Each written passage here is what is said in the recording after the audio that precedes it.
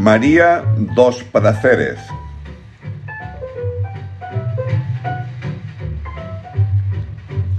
La libertad y el gozo del cuerpo en la senectud son motivos constantes en la narrativa garciamarquiana. En el análisis del argumento de este cuento del Nobel se detecta la importancia y la vitalidad que, pese a los años, le da el autor al tema del amor. Cuento escrito en 1979 e incluido en el volumen 12 cuentos peregrinos. María dos Prazeres, el personaje del relato homónimo, es una mujer mulata de 76 años que expresa dos importantes valores: la lucha por su libertad y dignidad y el gozo del cuerpo. María vive en Barcelona, Cataluña, y a pesar de sus años y con sus bucles de alambre, seguía siendo una mulata esbelta y vivaz, de cabello duro y ojos amarillos y encarnizados, y hacía ya mucho tiempo que había perdido la compasión por los hombres. Nada ha podido doblegar a esta brasileña afrodescendiente que fue vendida por su madre a los 14 años en el puerto de Manaos. Así que el primer oficial de un barco turco la disfrutó sin piedad durante la travesía del Atlántico y luego la dejó abandonada sin dinero, sin idioma y sin nombre, en la ciénaga de luces del Paralelo, en Barcelona. Lleva más de 50 años viviendo en Cataluña, así que hablaba un catalán perfecto con una pureza arcaica, aunque todavía se le notaba la música de su portugués olvidado, y cuando cantaba tenía una hermosa voz africana. El pasado inmediato en este cuento corresponde al periodo inicial de la dictadura franquista. Allí una mención directa del personaje histórico Buenaventura Durruti, de 1896 a 1936, un anarcosindicalista que luchó contra las fuerzas fascistas del dictador eterno de España. Ella participa del ideario y las convicciones de los revolucionarios, aunque solo sea desde la solidaridad de sus sentimientos. De su niñez, pasado inmediato, María tiene el obsesivo e ingrato recuerdo del cementerio de Manaos, bajo los aguaceros de octubre, donde chapaleaban los tapires entre túmulos sin nombres y mausoleos de aventureros, con vitrales florentinos. Y del día en que el Amazonas, desbordado, amaneció convertido en una ciénaga nauseabunda, y ella había visto los ataúdes rotos flotando en el patio de su casa, con pedazos de trapos y cabellos de muertos en las grietas. Por ello, y por la revelación en un sueño del que le había llegado la hora de morir, recibe la visita de un vendedor de tumbas, llamado por ella porque quiere ser enterrada en un lugar alto, como lo es el Panteón de Montjuïc, para que no le pase como a los cadáveres del cementerio de Manaos, sacados por el agua de sus fosas. En Montjuïc están sepultados precisamente Buenaventura Durruti y dos dirigentes anarquistas muertos en la guerra civil. Las tres tumbas tienen lápidas en blanco, pero la gente, con distintos materiales, ella misma con un lápiz labial, escribe los nombres de los héroes, borrados luego por los guardias. María dos Prazeres, que había asistido al entierro de Durruti, quiere reposar a su lado, pero al no haber espacio disponible, debe conformarse con otro sitio para su tumba. Y a pesar de estar haciendo los preparativos para su muerte próxima, no hay tristeza en la mujer. Y como si en la muerte se pudiera continuar la vida, Quiere estar cómoda en su tumba, sin riesgo de inundaciones y con alguien que la visite y la llore día a día. De allí que se haya dedicado a enseñar a Noi, su mascota, un perrito de aguas con un talante de perdulario, a ir hasta el cementerio de Montjuïc y llegar a la tumba que ha comprado, donde deberá hacer lo que ella le ha enseñado, llorar sobre su tumba. Como no tiene familiares, verifica con el notario la equidad con que deberá realizarse el reparto de sus bienes entre los vecinos y se hace amiga de una niña de 9 años para que se encargue del perrito Noi. María Dos Prazeres era prostituta desde cuando el oficial turco que la gozó en la travesía del Atlántico la dejó abandonada en una de las calles de Barcelona. «Soy puta, hijo, ¿o es que ya no se me nota?», le dice al vendedor de tumbas. Pero ya no ejercía su oficio. Se había retirado por voluntad propia con una fortuna atesorada piedra sobre piedra, pero sin sacrificios demasiados amargos, y había escogido como refugio final el muy antiguo y noble pueblo de Gracia, ya digerido por la expansión de la ciudad de Barcelona. La casa es decorada con muebles comprados a los fascistas, quienes los robaban de las residencias abandonadas por los republicanos en la estampida de la derrota.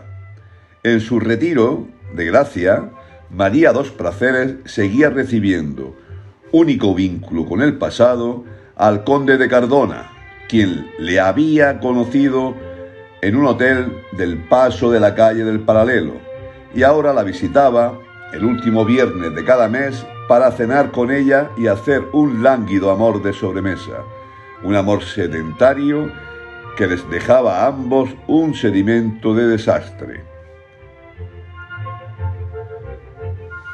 Pero la muerte no da muestras de acercarse al cuerpo de María Dos Prazeres. No sentía malestar alguno, y a medida que aumentaba el calor y entraba el ruido torrencial de la vida por las ventanas abiertas, se encontraba con más ánimos para sobrevivir a los enigmas de los sueños. Así que recibe nuevamente al conde de Cardona. Es entonces cuando la radio se anuncia: el general Francisco Franco había asumido la responsabilidad de decidir el destino final de 3 separatistas vascos que acababan de ser condenados a muerte. Ante la noticia, el conde muestra su asentimiento. «Entonces los fusilarán sin remedio», dijo, «porque el caudillo es un hombre justo». Y ahí fue Troya. Ante esta identificación del conde con la política represiva de Franco, María fijó en él sus ardientes ojos de cobra real y vio sus pupilas sin pasión detrás de las antiparras de oro, los dientes de rapiña, las manos híbridas del animal acostumbrado a la humedad y las tinieblas, tal como era. Y entonces lanza la frase que hará que el conde no vuelva más.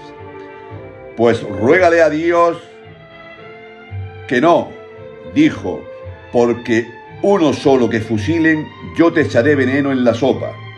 Finalmente, el sueño aciago de su muerte no se cumplió, sino antes, por el contrario, le llega una nueva vida.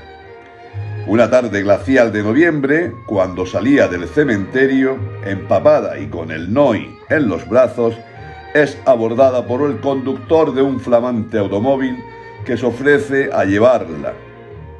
Después de un forcejeo, ella acepta y ya dentro del vehículo se encuentra con un hombre que era casi un adolescente, con el cabello rizado y corto, y un perfil de bronce romano.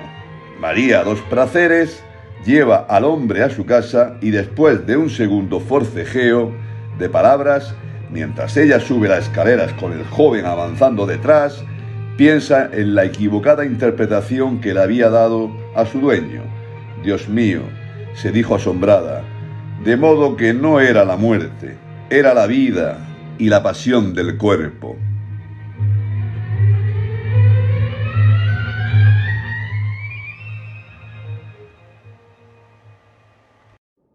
Lectura: María dos Prazeres, de Gabriel García Márquez. El hombre de la agencia funeraria llegó tan puntual que María dos Prazeres estaba todavía en bata de baño y con la cabeza llena de tubos lanzadores, y apenas si tuvo tiempo de ponerse una rosa roja en la oreja para no parecer tan indeseable como se sentía. Se lamentó aún más de su estado cuando abrió la puerta y vio que no era un notario lúgubre, como ella suponía que debían ser los comerciantes de la muerte, sino un joven tímido con una chaqueta a cuadros y una corbata con pájaros de colores.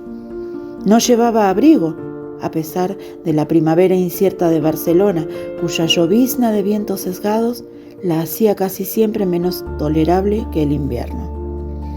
María dos Prazeres, que había recibido a tantos hombres a cualquier hora, se sintió avergonzada como muy pocas veces. Acababa de cumplir 76 años y estaba convencida de que se iba a morir antes de Navidad, y aún así estuvo a punto de cerrar la puerta y pedirle al vendedor de entierros que esperara un instante mientras se vestía para recibirlo de acuerdo con sus méritos. Pero luego pensó que se iba a helar en el rellano oscuro y lo hizo pasar adelante. «Perdóneme esta facha de murciélago», dijo, «pero llevo más de 50 años en Cataluña y es la primera vez que alguien llega a la hora anunciada». Hablaba un catalán perfecto, con una pureza un poco arcaica, aunque todavía se le notaba la música de su portugués olvidado. A pesar de sus años y con sus bucles de alambre, seguía siendo una mulata esbelta y vivaz, de cabello duro y ojos amarillos y encarnizados. Y hacía ya mucho tiempo que había perdido la compasión por los hombres.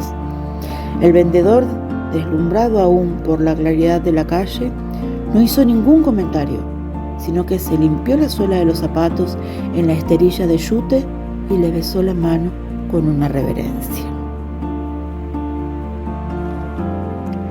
«Eres un hombre como los de mis tiempos», dijo María dos Prazeres con una carcajada de granizo. Aunque era nuevo en el oficio, él lo conocía bastante bien para no esperar aquella recepción festiva a las 8 de la mañana, y menos de una anciana sin misericordia que a primera vista le pareció una loca fugitiva de las Américas.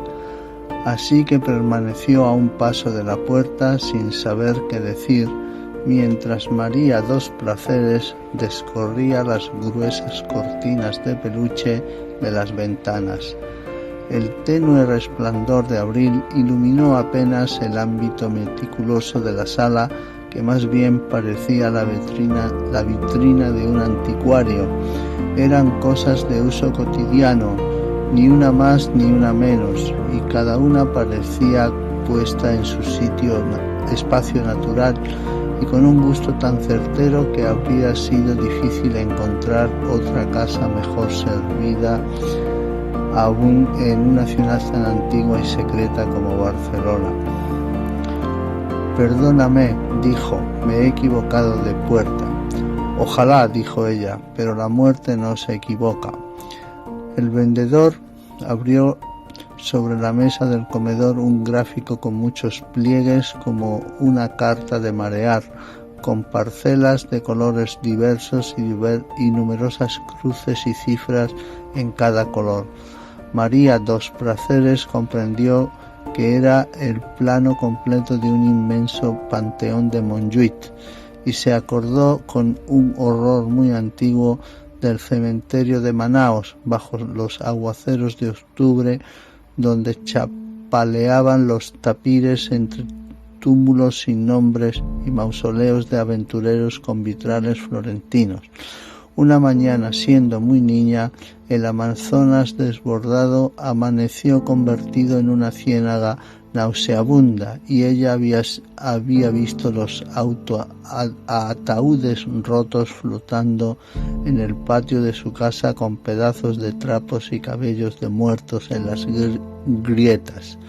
Aquel recuerdo era la causa de que hubiera elegido el cerro de Montjuïc para descansar en paz y no el cementerio el pequeño cementerio de San Gervasio, tan cercano y familiar. Quiero un lugar donde nunca lleguen las aguas, dijo. Pues aquí es, dijo el vendedor, indicando el sitio en el mapa con un puntero extensible que llevaba en el bolsillo como una estilográfica de acero. No hay mar que suba tanto. Ella se orientó en el tablero de colores hasta encontrar la entrada principal, donde estaban las tumbas contiguas, idénticas y sin nombres, donde yacían Buenaventura Durruti y otros 2 dirigentes anarquistas muertos en la guerra civil. Todas las noches alguien escribía los nombres sobre las lápidas en blanco. Los escribían con lápiz, con pintura, con carbón, con creyón de cejas o esmalte de uñas, con todas sus letras y en el orden correcto. Y todas las mañanas los celadores los borraban para que nadie supiera quién era quién bajo los mármoles mudos. María dos Prazeres había asistido al entierro de Durruti, el más triste y tumultuoso de cuantos hubo jamás en Barcelona, y quería reposar cerca de su tumba. Pero no había ninguna disponible en el vasto panteón sobrepoblado, de modo que se resignó a lo posible. Con la condición, dijo, de que no me vayan a meter en una de esas gavetas de 5 años donde una queda como el correo. Luego, recordando de pronto el requisito esencial, concluyó, y sobre todo, que me entierren acostada. En efecto, como réplica a la ruidosa promoción de tumbas vendidas con cuotas anticipadas, circulaba el rumor de que se estaban haciendo enterramientos verticales para economizar espacio. El vendedor explicó con la precisión de un discurso aprendido de memoria y muchas veces repetido que esa versión era un infundio perverso de las empresas funerarias tradicionales para desacreditar la novedosa promoción de las tumbas a plazos. Mientras lo explicaba, llamaron a la puerta con 3 golpecitos discretos y él hizo una pausa incierta, pero María dos Prazeres le indicó que siguiera. No se preocupe, dijo en voz muy baja. Es el Noy. El vendedor retomó el hilo y María dos Prazeres quedó satisfecha con la explicación. Sin embargo, antes de abrir la puerta quiso hacer una síntesis final de un pensamiento que había madurado en su corazón durante muchos años y hasta en sus pormenores más íntimos, desde la legendaria creciente de Manaos. Lo que quiero decir, dijo, es que busco un lugar donde esté acostada bajo la tierra, sin riesgos de inundaciones y si es posible a la sombra de los árboles en verano, y donde no me vayan a sacar después de cierto tiempo para tirarme en la basura. Abrió la puerta de la calle y entró un perrito de aguas empapado por la llovizna y con un talante de perdulario que no tenía nada que ver con el resto de la casa. Regresaba del paseo matinal por el vecindario y al entrar padeció un arrebato de alborozo. Saltó sobre la mesa ladrando sin sentido y estuvo a punto de estropear el plano del cementerio con las patas sucias de barro. Una sola mirada de la dueña bastó para moderar sus ímpetus. «Noy», le dijo sin gritar, «Baixadaxi». El animal se encogió, la miró asustado y un par de lágrimas nítidas resbalaron por su hocico. Entonces María dos Prazeres volvió a ocuparse del vendedor y lo encontró perplejo. «Collins», exclamó él, «ha llorado». Es que está alborotado por encontrar a alguien aquí esta hora, disculpó María dos Prazeres en voz baja. En general, entra en la casa con más cuidado que los hombres, salvo tú, como ya he visto. Pero ha llorado como, repitió el vendedor, y enseguida cayó en la cuenta de su incorrección y se excusó ruborizado. Usted perdone, pero es que esto no se ha visto en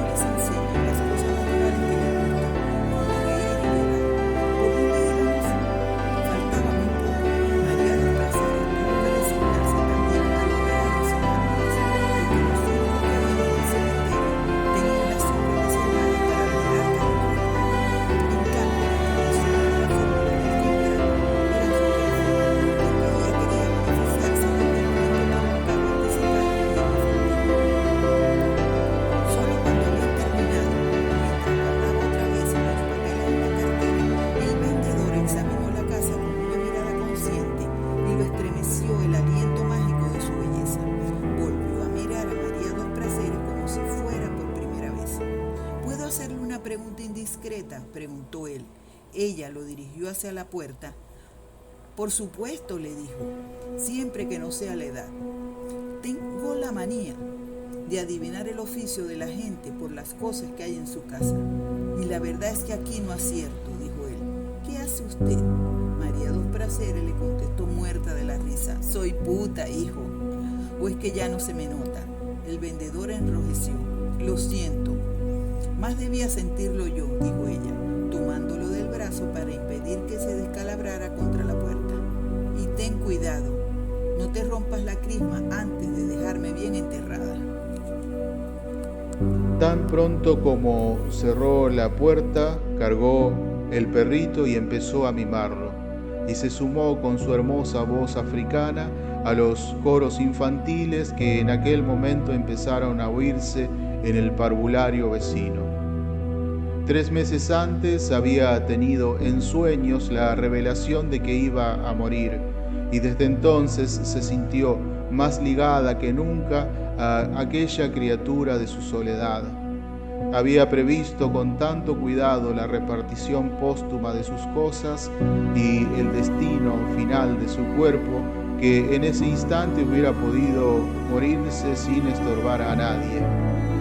Se había retirado por voluntad propia con una fortuna atesorada piedra sobre piedra, pero sin sacrificios demasiado amargos, y había escogido como refugio final el muy antiguo y noble pueblo de Gracia, ya digerido por la expansión de la ciudad.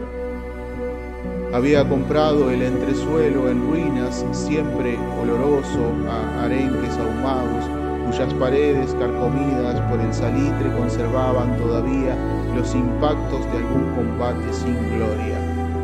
No había portero y en las escaleras húmedas y tenebrosas faltaban algunos peldaños, aunque todos los pisos estaban ocupados.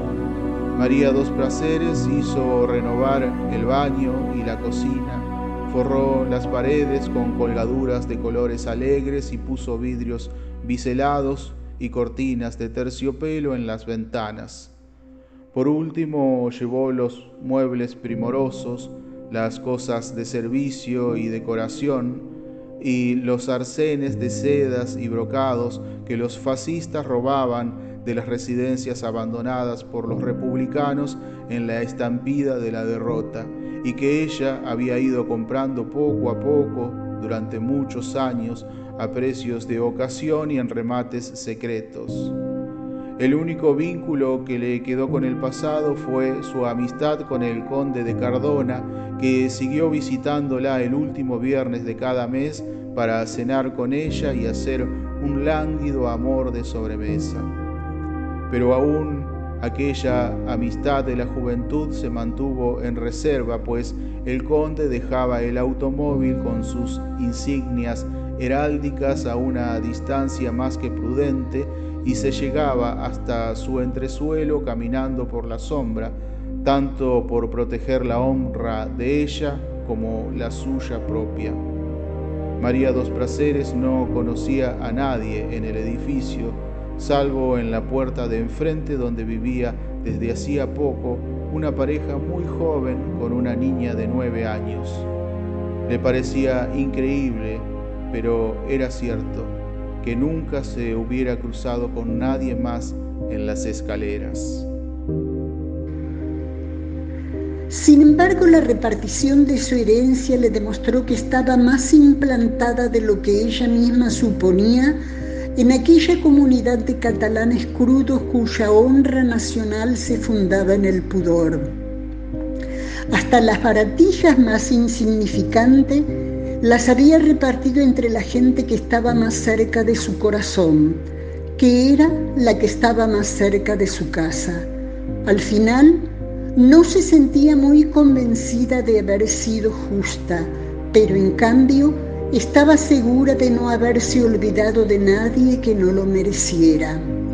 Fue un acto preparado con tanto rigor que el notario de la calle del Árbol, que se preciaba de haberlo visto todo, no podía darle crédito a sus ojos cuando la vio dictando de memoria a sus amanuenses la lista minuciosa de sus bienes, con el nombre preciso de cada cosa en catalán medieval y la lista completa de los herederos con sus oficios y direcciones y el lugar que ocupaban en su corazón. Después de la visita del vendedor de entierros, terminó por convertirse en uno más de los numerosos visitantes dominicales del cementerio. Al igual que sus vecinos de tumba, sembró flores de 4 estaciones en los canteros, regaba el césped recién nacido y lo igualaba con las tijeras de podar hasta dejarlo como las alfombras de la alcaldía, y se familiarizó tanto con el lugar que terminó por no entender cómo fue que al principio le pareció tan desolado. En la primera visita, el corazón le había dado un salto cuando vio junto al portal las 3 tumbas sin nombre, pero no se detuvo ni siquiera a mirarlas, porque a pocos pasos de ella estaba el vigilante insomne. Pero el tercer domingo aprovechó un descuido para cumplir uno más de sus grandes sueños, y con el carmín de los labios escribió en la primera lápida lavada por la lluvia Durú. Desde entonces, siempre que pudo volvió a hacerlo, a veces en una tumba, en 2 o en 3, y siempre con el pulso firme y el corazón alborotado por la nostalgia. Un domingo de fines de septiembre presenció el primer entierro en la colina. 3 semanas después, una tarde de vientos helados, enterraron a una vecina suya. A fin de año, 7 parcelas estaban ocupadas, pero el invierno efímero pasó sin altanería. No sentía malestar alguno, y a medida que se atormentaba el calor y entraba el ruido torrencial de la vida por las ventanas abiertas, se encontraba con más ánimo para sobrevivir a los enigmas de sus sueños. El conde de Cardona, que pasaba en la montaña los meses de más calor, la encontró a su regreso más atractiva aún que en su sorprendente juventud, con sus 50 años. Al cabo de muchas tentativas frustradas, María dos Prazeres consiguió que Noy distinguiera su tumba en la extensa colina de tumbas iguales. Luego se empeñó en enseñarlo a llorar sobre la sepultura vacía para que siguiera haciéndolo por costumbre después de su muerte.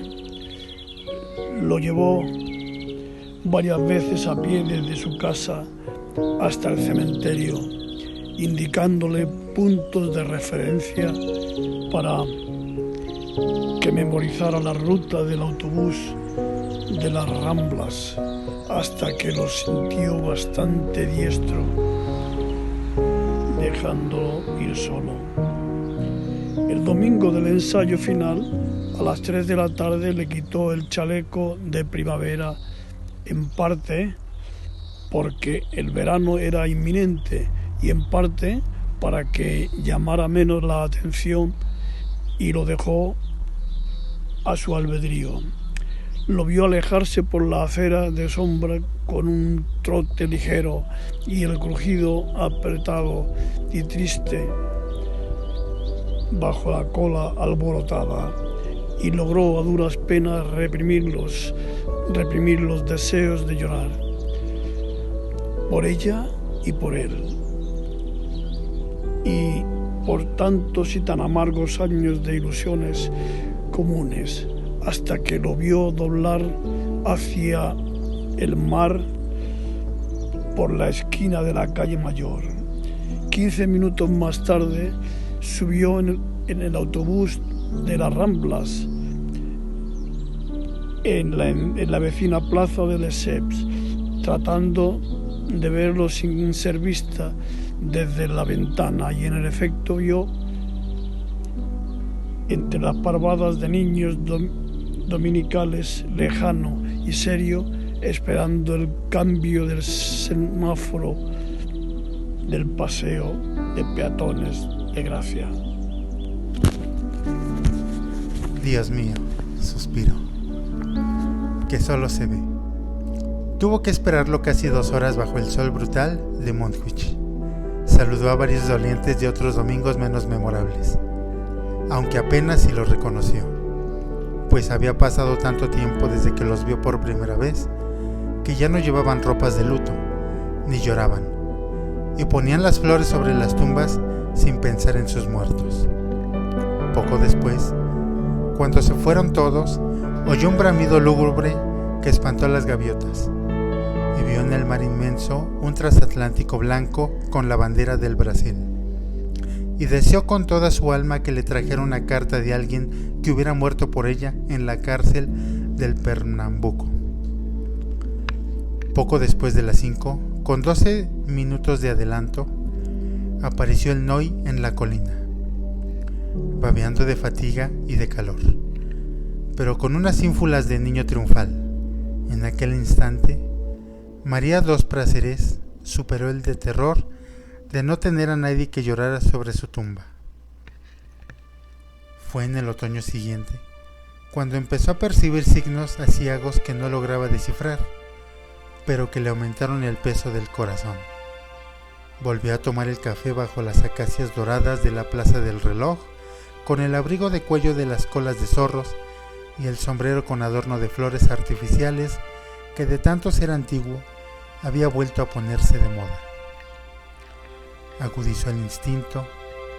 Tratando de explicarse su propia ansiedad, escudriñó la cháchara de las vendedoras de pájaros de las Ramblas, los susurros de los hombres en los puestos de libros, que por primera vez muchos años no hablaban de fútbol, los hondos vicios de los lisiados de guerra que les echaban ajas de pan a las palomas, y en todas partes entró señales inequívocas de la muerte. En Navidad se encendieron las luces de colores entre las acacias, y salían músicas y voces de júbilo por los balcones, y una muchedumbre de turistas ajenos a nuestros destinos invadieron los cafés al aire libre. Pero dentro de la fiesta se sentía la misma tensión reprimida que precedió a los tiempos en que los anarquistas se hicieron dueños de la calle. María dos Prazeres, que había vivido aquella época de grandes pasiones, no conseguía dominar la inquietud, y por primera vez fue despertada en mitad del sueño por zarpazos de pavor. Una noche, agentes de la seguridad del Estado asesinaron a tiros frente a su ventana un estudiante que había escrito a brocha gorda en el muro: Visca Cataluña y Lure. «Dios mío», se dijo asombrada, «es como si todos estuvieran muriendo conmigo». Solo había conocido una ansiedad semejante siendo muy niña en Manaus.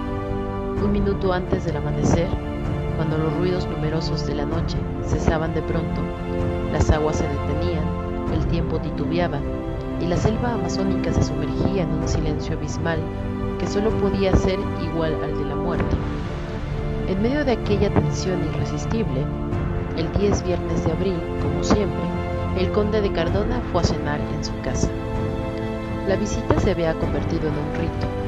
El conde llegaba puntual entre las 7 y las 9 de la noche, con una botella de champaña del país envuelta en el periódico de la tarde para que se notara menos, y una caja de trufas llenas. María dos Prazeres le preparaba canelones gratinados y un pollo tierno en su jugo, que eran los platos favoritos de los catalanes de Alcurnia de sus buenos tiempos, y una fuente surtida de frutas de la estación. Mientras ella hacía la cocina, el conde escuchaba en el gramófono fragmentos de óperas italianas en versiones históricas, tomando a sorbos lentos una copita de oporto que le duraba hasta el final de los discos. Después de la cena, larga y bien conversada, hacían de memoria a un amor sedentario que les dejaba a ambos un sedimento de desastre. Antes de irse, siempre azorado por la inminencia de la medianoche, el conde dejaba 25 pesetas debajo del cenicero del dormitorio. Ese era el precio de María dos Prázeres, cuando él la conoció en un hotel de paso del Paralelo, y era lo único que el óxido del tiempo había dejado intacto. Ninguno de los dos se había preguntado nunca en qué se fundaba esa amistad. María dos Prázeres le debía a él algunos favores fáciles. Él le daba consejos oportunos para el buen manejo de sus ahorros, le había enseñado a distinguir el valor real de sus reliquias y el modo de tenerlas para que no se descubriera que eran cosas robadas. Pero sobre todo fue él quien le indicó el camino de una vejez decente en el barrio de Gracia, cuando en su burdel de toda la vida la declararon demasiado usada para los gustos modernos y quisieron mandarla a una casa de jubiladas clandestinas que por 5 pesetas les enseñaban a hacer el amor a los niños. Ella le había contado al conde que su madre la vendió a los 14 años en el puerto de Manaos y que el primer oficial de un barco turco la disfrutó sin piedad durante la travesía del Atlántico y luego la dejó abandonada, sin dinero, sin idioma y sin nombre, en la ciénaga de luces del Paralelo. Ambos eran conscientes de tener tan pocas cosas en común que nunca se sentían más solos que cuando estaban juntos, pero ninguno de los dos se había atrevido a lastimar los cantos de la costumbre. Necesitaron de una conmoción nacional para darse cuenta, ambos al mismo tiempo, de cuánto se habían odiado y con cuánta ternura durante tantos años. Fue una deflagración. El conde de Cardona estaba escuchando el dueto de amor de la Bohème cantado por Licia Albanese y Beniamino Gigli cuando le llegó una ráfaga causal de las noticias de radio que María dos Prázeres escuchaba en la cocina. Se acercó en puntillas y también él escuchó. El general Francisco Franco, dictador eterno de España, había asumido la responsabilidad de decidir el destino final de 3 separatistas vascos que acababan de ser condenados a muerte. El conde exhaló un suspiro alivio. Entonces los fusilarán sin remedio, dijo, porque el caudillo es un hombre justo. María dos Prázeres fijó en él sus ardientes ojos de cobra real y vio sus pupilas sin pasión detrás de las antiparras de oro, los dientes de rapiña, las manos híbridas de animal acostumbrado a la humedad y a las tinieblas, tal como era. Pues ruégale a Dios que no, dijo, porque con uno solo que fusilen yo te echaré veneno en la sopa. El conde se asustó. ¿Y eso por qué? Porque yo también soy una puta justa. El conde de Cardona no volvió jamás, y María dos Prázeres tuvo la certidumbre de que el último ciclo de su vida acababa de cerrarse. Hasta hacía poco, en efecto, le indignaba que le cedieran el asiento en los autobuses, que trataran de ayudarla a cruzar la calle, que la tomaran del brazo para subirles las escaleras. Pero había terminado no solo por admitirlo, sino inclusive por desearlo como una necesidad detestable. Entonces mandó hacer una lápida de anarquista, sin nombre ni fechas, y empezó a dormir sin pasar los cerrojos de la puerta, para que él no pudiera salir, con la noticia si ella muriera durante el sueño. Un domingo, al entrar en su casa de regreso del cementerio, se encontró en el rellano de la escalera con la niña que vivía en la puerta de enfrente. La acompañó varias cuadras, hablándole de todo con un candor de abuela, mientras la veía retozar con el Noy como viejos amigos, en la Plaza del Diamante, tal como lo tenía previsto. La invitó a un helado. ¿Te gustan los perros?, le preguntó. Me encantan, dijo la niña. Entonces María dos Prázeres le hizo la propuesta que tenía preparada desde hacía mucho tiempo. Si alguna vez me sucediera algo, hazte cargo del Noy, le dijo, con la única condición de que lo dejes libre los domingos. Sin preocuparte de nada, él sabrá lo que hace. La niña quedó feliz, María dos Prazeres, a su vez, regresó a casa con el júbilo de haber vivido un sueño madurado durante años en su corazón. Sin embargo, no fue por el cansancio de la vejez ni por la demora de la muerte que aquel sueño no se cumplió. Ni siquiera fue una decisión propia. La vida la había tomado por ella una tarde glacial de noviembre, en que se precipitó una tormenta súbita cuando salía del cementerio. Le había escrito los nombres en las 3 lápidas y bajaba a pie hacia la estación de autobuses cuando quedó empapada por completo por las primeras ráfagas de lluvia. Apenas si tuvo tiempo de guarecerse en los portales de un barrio desierto que parecía de otra ciudad, con bodegas en ruinas y fábricas polvorientas y enormes furgones de carga que hacían más pavoroso el estrépito de la tormenta, mientras trataba de calentar con su cuerpo el perrito ensopado. María dos Prazeres veía pasar los autobuses repletos, veía pasar los taxis vacíos con la bandera apagada, pero nadie prestaba atención a sus señas de náufrago. De pronto, cuando ya parecía imposible hasta un milagro, un automóvil suntuoso de color de acero crepuscular pasó casi sin ruido por la calle inundada. Se paró de golpe en la esquina y regresó en reversa hasta donde ella estaba. Los cristales descendieron por un soplo mágico y el conductor se ofreció a llevarla. «Voy muy lejos», dijo María dos Prazeres con sinceridad, «pero me haría un gran favor si me acerca un poco». «Dígame dónde va», insistió él. «A Gracia», dijo ella. La puerta se abrió sin tocarla. «Es mi rumbo», dijo él. «Suba».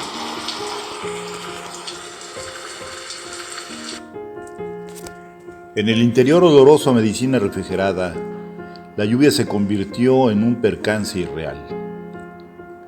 La ciudad cambió de color y ella se sintió en un mundo ajeno y feliz, donde todo estaba resuelto de antemano. El conductor se abría paso a través del desorden del tránsito con una fluidez que tenía algo de magia. María dos Prazeres estaba intimidada, no solo por su propia miseria, sino también por la del perrito de lástima que dormía en su regazo. «Esto es un transatlántico», dijo, porque sintió que tenía que decir algo digno. Nunca había visto nada igual, ni siquiera en sueños. «En realidad, lo único malo que tiene es que no es mío», dijo él, en un catalán difícil. Y después de una pausa, agregó en castellano: «El sueldo de toda la vida no me alcanzaría para comprarlo». «Me lo imagino», suspiró ella. «Me lo imagino», suspiró ella. Lo examinó de soslayo, iluminado de verde por el resplandor del tablero de mandos, y vio que era ya casi un adolescente, con el cabello rizado y corto, y un perfil de bronce romano.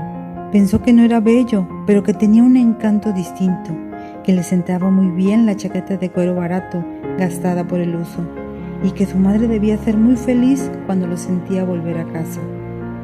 Solo por sus manos de labriego se podía creer que de veras no era el dueño del automóvil.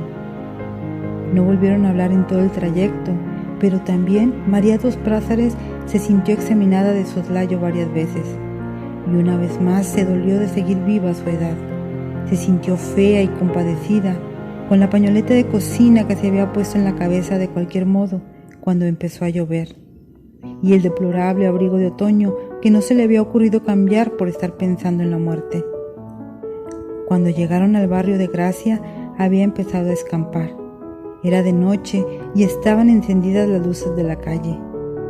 María dos Prazeres le indicó a su conductor que la dejara en una esquina cercana, pero él insistió en llevarla hasta la puerta de la casa. Y no solo lo hizo, sino que estacionó sobre el andén para que pudiera descender sin mojarse.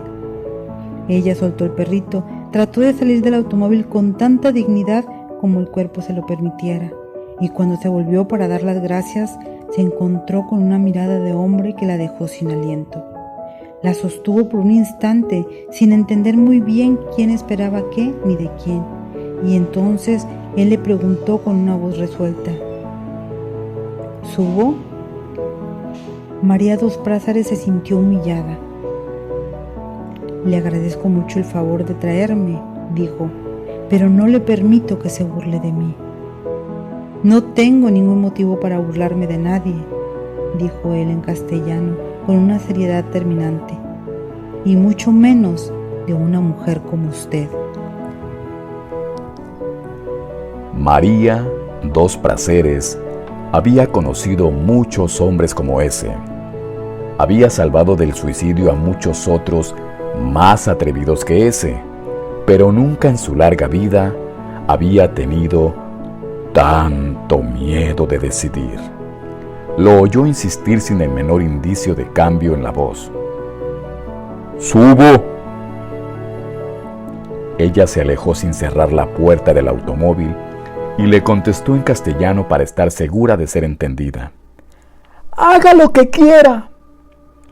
Entró en el zaguán apenas iluminado por el resplandor oblicuo de la calle y empezó a subir el primer tramo de la escalera con las rodillas trémulas, sofocada por un pavor que solo hubiera creído posible en el momento de morir. Cuando se detuvo frente a la puerta del entresuelo, temblando de ansiedad por encontrar las llaves en el bolsillo, oyó dos portazos sucesivos del automóvil en la calle. Noy, que se le había adelantado, trató de ladrar. ¡Cállate!, le ordenó con un susurro agónico.